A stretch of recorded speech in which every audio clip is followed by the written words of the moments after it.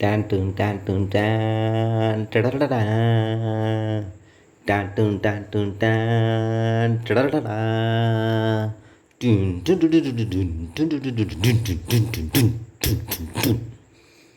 இசையை கேட்ட உடனேயே புல்லரிக்கும் உடம்பு. இளையராஜாவோட இசை. கேப்டன் பிரபாகரன் புரட்சி கலைஞர் விஜயகாந்த் அவர்களோட 100வது திரைப்படம். தமிழ் திரை வரலாற்றில் ஒரு ஆங்கில படத்துக்கு இணையாக வந்து தமிழ் திரையுலகத்தையே இந்த உலகத்துக்கே காட்டிய படம் கேப்டன் பிரபாகரன். அதை விட ரொம்ப முக்கியமான விஷயம் என்னென்னா, புரட்சி தலைவர் எம்ஜிஆருக்கு அப்புறம் 100வது படம் ஓடிய ஒரே நடிகர் நம்ம கேப்டன் விஜயகாந்த் அவர்கள் தான். ஏன்னா எந்த ஒரு நடிகருக்கும் 100வது படம் ஓடுறது பெரிய சவாலான விஷயம்.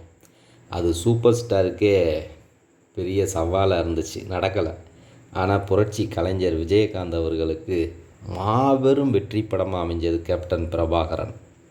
இந்த படத்தோட சிறப்பு என்னன்னு கேட்டிங்கன்னா, அதாவது ஈழத்தமிழர்கள் அங்கே போராடிக்கிட்டு இருந்தாங்க பிரபாகரன் தலைமையில்.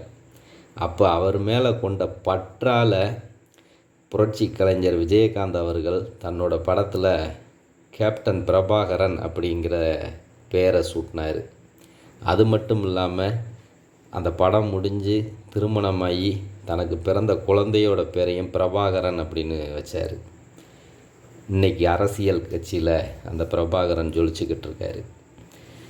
அப்பேற்பட்ட அந்த கேப்டன் பிரபாகரன் திரைப்படம் விஜயகாந்த் அவர்களுக்கு மட்டும் பெருமையை தேடி கொடுக்கல. அந்த படத்தை எடுத்த ஆர்கே செல்வமணி அந்த படத்துக்கு அப்புறம் அவர் புகழ்பெற்ற இயக்குனரானார். அதே மாதிரி அந்த படத்தில் நடிச்சிருந்த சரத்குமார், மன்சூர் அலிகான் அவங்களோட நடிப்பு ரொம்ப பிரபலியமாச்சு.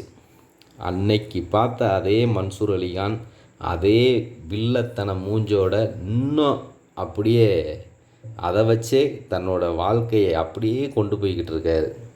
அந்த அளவுக்கு அவரோட நடிப்பு அதில் பிரதிபலிச்சிருக்கும். அதே மாதிரி சரத்குமார் தன்னோட கட்டு கோப்பான உடல் அமைப்பால் அந்த படத்தில் ஒரு மிரட்டியிருப்பார். அதே மாதிரி ரம்யா கிருஷ்ணா ரொம்ப அருமையான பாடல்கள். ஏ சிஞ்சா சிஞ்சா, ஏ சிஞ்சா சிஞ்சா, சிஞ்சா சிஞ்சா, ஏ ரம்பா ரம்பா ரம்பா தான், ரம்பா பொண்ணு ரம்பா தான் அப்படிங்கிற இந்த பாடல் ரொம்ப இன்னைக்கு வரைக்கும் ரசிக்கும்படியான பாடல். அதுவும் போக அன்றைய காலகட்டத்தில் குறைந்த சினிமா பாடல்களோட திரைக்கு வந்த படம் இது. மொத்தமே இந்த படத்தில் 2 பாட்டு தான், 2 பாட்டுமே ஹிட்டு. பாசமுள்ள பாண்டியரே அப்படிங்கிற ஒரு பாடல். அது லிவிங்ஸ்டன் இந்த படத்தில் ரொம்ப புகழடைஞ்சார் இந்த படத்தால். அந்தளவுக்கு இந்த படம் எல்லாருக்குமே வாழ்க்கையில் ஒரு மாற்றத்தை கொடுத்த படம். இந்த படம் இந்த ஆகஸ்ட் மாதம் புரட்சி கலைஞர் கேப்டன் விஜயகாந்தோட பிறந்தநாள் வருதுங்க.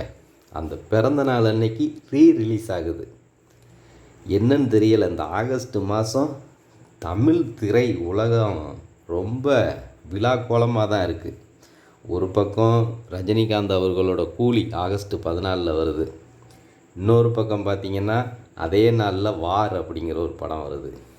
இங்கிட்டு கேப்டன் பிரபாகரன் ரிலீஸ் ஆகுது. இந்த படத்தோட முழு ரைட்ஸும் ஜெயா டிவி தான் வாங்கி வச்சுருக்காங்க. அவங்க தான் ரீரிலீஸ் பண்ணுறாங்க. இப்போ இது விஜயகாந்தோட ரசிகர்களுக்கு பெரும் கொண்டாட்டமாக அமைஞ்சிருக்கு. இந்த 2025 கேப்டன் விஜயகாந்த் அவர்களின் பிறந்த நாளை ரொம்ப அமோகமாக கொண்டாடுவாங்கன்னு தெரியுது நமக்கு இதன் மூலம். ஏன்னா அவரோட படம் ரீரிலீஸுன்னு சொல்கிறத விட இது ஏதோ புதுசாக ரிலீஸ் ஆகிற படம் மாதிரியே தெரியுது இன்றைக்கும் இந்த போஸ்டரை நம்ம பார்க்கும்போது. அந்த அளவுக்கு இது ரொம்ப மக்கள் மத்தியில் பிரபல்யமான திரைப்படங்க. இதில் இருக்கிற ஒவ்வொரு காட்சிகளும் பிரமிப்பை உண்டு பண்ணும். எப்படி பாகுபலி இன்றைக்கி நம்ம பெருமையாக பேசுகிறோமோ, அதே மாதிரி அன்னைக்கு இந்த ஆர்கே செல்வமணி காட்டுக்குள்ளே போய் பல அதிசயமான காட்சிகளெல்லாம் நமக்கு காட்டியிருப்பார். குதிரை சண்டை, குதிரையில் அந்த பல குதிரைகள் இன்றைக்கெலாம் அப்படி எடுக்க முடியாது. அந்த அளவுக்கு குதிரையில் போய் சண்டை போடுவாங்க. அப்புறம் பார்த்திங்கன்னா ஓடுற ட்ரெயினில் ஓடிக்கிட்டே மேலே ஏறி ஓடுவாங்க விஜயகாந்த், அந்த சண்டை காட்சி நடிகர்கள் எல்லாம். அதெல்லாம் செங்கோட்டை பக்கம் படமாக எடுக்கப்பட்டது. தேனி பக்கம் இங்கிட்டலாம் படமாக எடுத்ததாக சொல்லுவாங்க. ஃபுல்லாக செம்மண் காடுகள். அதுக்கப்புறம் பார்த்திங்கன்னா அந்த குகை காட்டுக்குள்ளே சந்தன மரம், அப்புறம் அந்த யானை தந்தங்களெல்லாம் வீரபத்திரன், அதில் மன்சூர் அலிகான் பேர், அவர் எல்லாம் கொள்ளையடித்து ஒரு குகைக்குள்ளே வச்சுருப்பார். வெளியே பார்த்தா ஆறு ஓடும், ஒரு பாறைகள், அந்த பாறைகளில் இடையில கூடி கேப்பு ஓட்டை இருக்கும். அது வழி இறங்கினா பெரிய குகை, அதுக்குள்ளே தான் எல்லா பொருட்களையும் வச்சுருப்பாங்க. அதுக்குள்ளே இருக்கிற சண்டை காட்சி ரொம்ப அருமையாக இருக்கும். கடைசியில் கேப்டன் விஜயகாந்த் அவர்களும் மன்சூர் அலிகானுக்கும் நடக்கிற சண்டை. அதே மாதிரி சரத்குமார் பார்த்திங்கன்னா இதில் ஒரு ஃபாரஸ்ட் அதிகாரியாக வருவார். அப்படி ஃபாரஸ்ட் அதிகாரியாக வர்றவர் அந்த காட்டில் நடக்கிற கொடுமைகளை தட்டி கேட்பார்.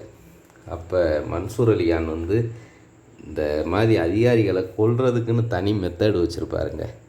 இதுவரைக்கும் அந்த மாதிரி அதுக்கு முந்தின காலத்துலேயும் அந்த மாதிரி காட்சிகள் கிடையாது, அதுக்கு அப்புறமும் அந்த மாதிரி எடுத்ததில்லை.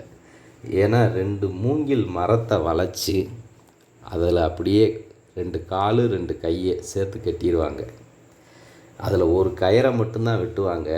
அந்த கெட்டி வச்ச மூங்கில் வளைஞ்சி இருக்கிறது டப்புன்னு எந்திக்கும். கால் தனியாக கை தனியாக பிச்சு கொண்டு போயிருங்க.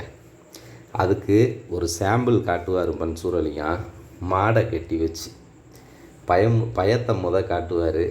அதுக்கும் அவன் மசியல் அப்படின்னா அவனை கட்டி வச்சு அதே மாதிரி பிச்சிருவார்.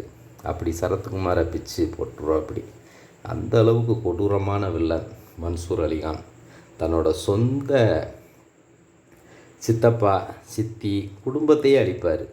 லிவிங்ஸ்டன் சித்தப்பா பெரியப்பா பிள்ளைங்க மன்சூர் அலிகானும் லிவிங்ஸ்டனோட குடும்பத்தை அந்த பாசமுள்ள பாண்டியரை பாட்டுக்கு அப்புறம் சுற்றி கயிறை வச்சு கெட்டி வச்சு ஃபுல்லாக நெருப்பு வச்சுருவார். அப்போ மன்சூர் அலிகானோட நடிப்பு, சித்தப்பா உன்னைய பார்த்தா எனக்கு ஆளுகையாக வருது, ஆளுகாத சித்தப்பா அப்படின்னு சொல்லி தீய வச்சுட்டு போயிடுவார். அந்த அளவுக்கு மிரட்டலான நடிப்பு. கடைசி வரைக்கும் மன்சூர் அலிகான் அப்படித்தான் இருப்பார். இறுதி காட்சிகளில் மன்சூர் அலிகான் அரசியல்வாதியால் தான் இயக்கப்படுறாரு அப்படிங்கிறத ரொம்ப தைரியமாக அன்னைக்கு சொன்னாங்க.